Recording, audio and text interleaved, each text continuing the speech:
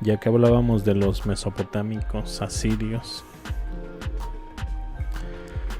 pues incluso este sitio data de los primeros templos mesopotámicos, así de antiguos. Plataforma de granito del templo Ain Dara, Alepo, Siria. Un templo neolítico tardío con construcciones que se remontan aproximadamente al siglo IX a.C., contemporáneo a los primeros templos asirios en Mesopotamia. Su importancia radica en que representa la arquitectura religiosa de la Edad de Hierro en Siria, con influencias semíticas y mesopotámicas.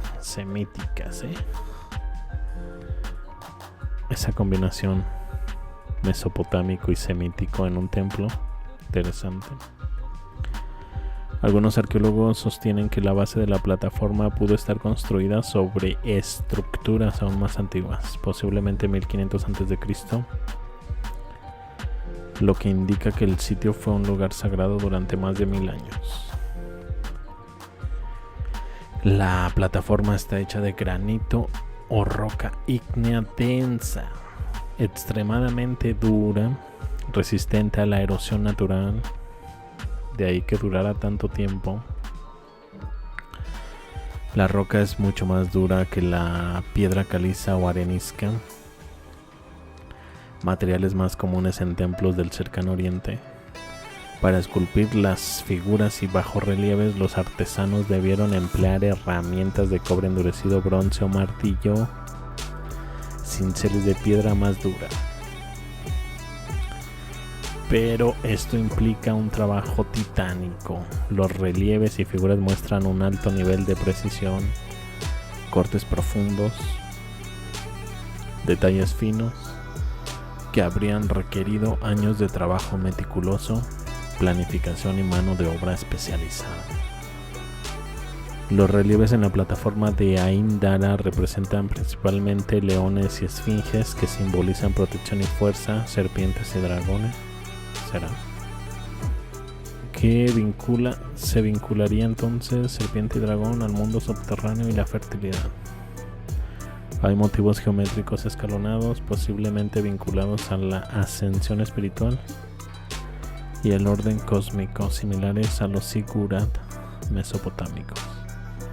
El detalle más impresionante es que los relieves están tallados en la misma roca de la plataforma, o sea, desde la plataforma, de abajo hacia arriba, viene en una sola pieza. Esto hace aún más notable la pericia de los artesanos. No se trataba de piezas móviles o añadidas, sino de trabajo directo sobre la roca dura, como si el templo entero fuera un monolito decorado. El descubrimiento del templo fue el resultado de un hallazgo fortuito en 1955.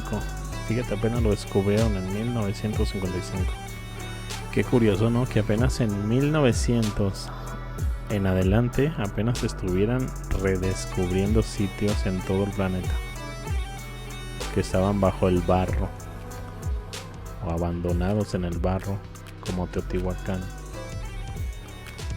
Hallazgos: se encontró una amplia ciudad baja habitada desde el segundo milenio a.C., una acrópolis formada por asentamientos sucesivos persa, helenístico y bizantino. El templo está construido en una posición dominante sobre el valle del Afrin, elevado sobre un zócalo decorado con esfinges y leones de tamaño natural. Sobre este zócalo corría sobre la fachada una segunda fila de decoraciones con leones, esfinges en bulto redondo, situados como guardianes del acceso. El patio estaba construido en piedra arenisca, proporcionando acceso. El patio está pavimentado con losas donde se ve un lavabo de piedra con fines ceremoniales. Este lugar es donde dicen que hay dos huellas gigantescas, como de un gigante.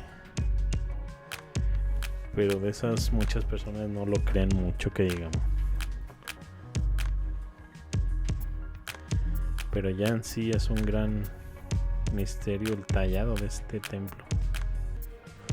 Durante la Guerra Civil de Siria del 2017, los constantes enfrentamientos desde el estallido de la Guerra Civil Siria no afectaría el sitio del templo. A inicios del 2018, durante el desarrollo de la operación Rama de Olivo, aviones de la Fuerza Aérea de Turquía bombardearían el 28 de enero las zonas del valle de Afrin, alcanzando varias de ellas la antigua infraestructura del templo y provocando su parcial destrucción. Pues bueno, imagínense ustedes gente con martillos, cinceles, golpeando granito durante días, meses, años, para lograr estos relieves de pocos centímetros de profundidad y mantener las proporciones, la simetría, la alineación en superficies inclinadas o escalonadas. Superar la resistencia natural del granito, que requiere fuerza y paciencia extrema. Su antigüedad la vinculan a los primeros templos semíticos del Levante. La dureza del granito hace que los relieves sean un testimonio del esfuerzo humano. No sé, esto se ve más tecnológico que esfuerzo humano, considerando la dureza. Pon las huellas. Pues déjame, voy a la wiki a descargar esa foto. Yo aquí solo tengo 3 fotografías, que por cierto no tienen la mejor calidad. Ahorita que expandí esta ya se distorsionó. De hecho, según veo el mapa, recuerdan que Siria es vecina de Turquía prácticamente. Estas ruinas casi están en la frontera con Turquía. De ahí del por qué resultaron dañadas. No sé por qué estaba leyendo aquí que también las comparan estas ruinas con el templo de Salomón. Quizás por eso que les menciono. Yo recuerdo haber visto una fotografía que vinculaban con ángeles querubines. Recordarán que los querubines tenían cuerpos de animales, toros, carneros, leones. A ver si alcanza a ver una de estas llamadas esfinge. Fue encontrada esta figura también, león. Arriba como que había unas figuras, ¿no? Las mocharon de la mitad para arriba. No sé dónde leí. Ya ven que en esta zona donde estuvieron los mesopotámicos, casi todos son islámicos. Por ahí escuché, como en el Islam son muy populares los genios, que son para nosotros como los demonios. Para ellos este tipo de ruinas son más como, bueno, aprovechan y las destruyen también. Lo asocian más al mal, a los genios. Habrá sido esa destrucción, más o menos por ahí irá la cosa. De hecho, si buscan genios o jinns en la wiki, curiosamente les van a dar representaciones de Enlil, Enki, esos tallados famosos con las piñas en sus manos, los bolsos. La wiki los pone como genios. Bueno, ahora sí van las huellas gigantes. Ahí se alcanzan a ver los pies de una persona, ¿no? Estos pies son como 5, bueno, unas 4 veces el pie de una persona normal. O 5.